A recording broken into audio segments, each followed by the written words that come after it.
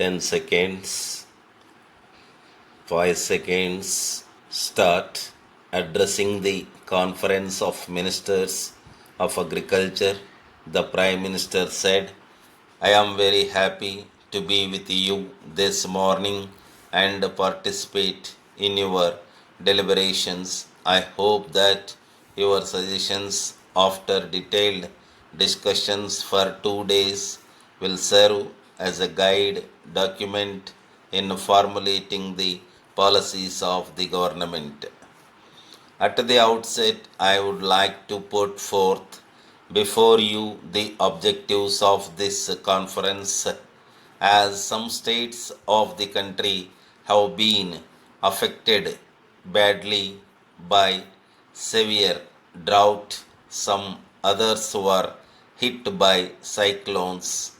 Many lives and cattle have been lost, beside damage to lakhs of acres of standing crops.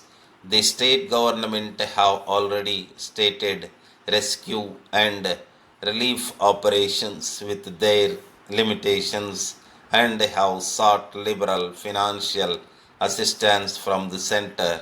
The chief ministers of some states have pointed out that the center should formulate a concrete plan by which the capacity to face such natural calamities is increased. It is in this context that this conference should suggest measures for effective use of the resources. Your recommendations would be studied by a group of ministers ably assisted by the administrators and experts in the fields of irrigation and agriculture.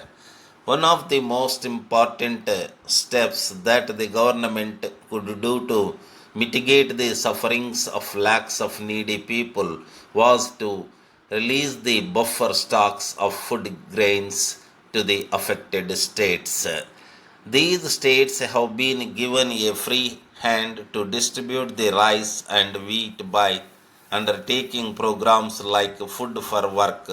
On behalf of the government, I would like to assure the chief ministers that there is no dearth of stocks, and whenever there is a need, they can place their indents. I have instructed the officials in the ministers of food and civil supplies to attend to this work on a priority basis.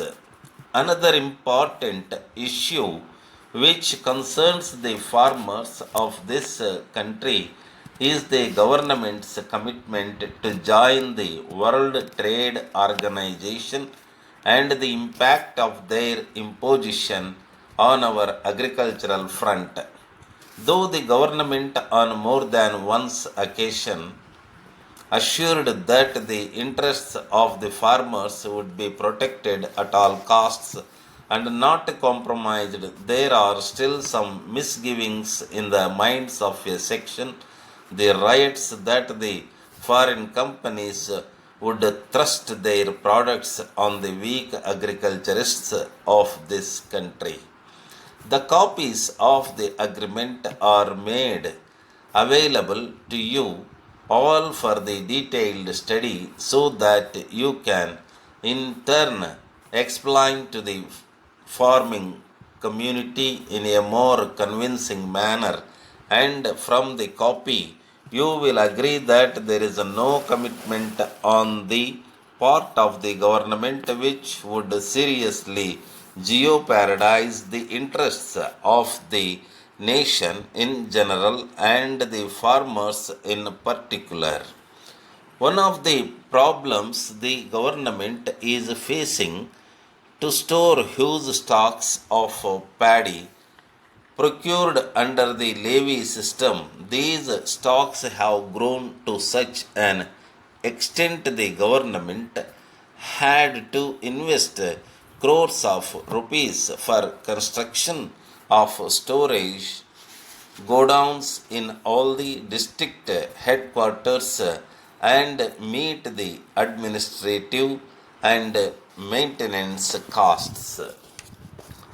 Dear Mr. Gopal, we are in receipt of your letter and the scheme requesting for sanction of a loan of rupees 2 lakhs for establishing a ready-made garments shop at Koti, Hyderabad, and it received our utmost attention. On examining the proposal, we felt that further information on the following points is still needed for sanction of the loan. You have stated that you are an educated unemployed, but you have not mentioned your educational qualifications, as the scheme under which you have applied for financial assistance is applicable only for those who complete their graduation, and in the absence of your details, we are unable to process your application. Further, the business you have chosen to run is a highly competitive one, and unless you are experienced, it is not possible to achieve your targets both in terms of sales and profits. You have to mention your competency. Also, if the loan is granted, you may have to furnish guarantee from at least two respectable gentlemen. We hope that you will furnish the above information at an early date, and we assure that we will examine your case and sanction the loan. Looking forward to your reply. Yours faithfully, Manager.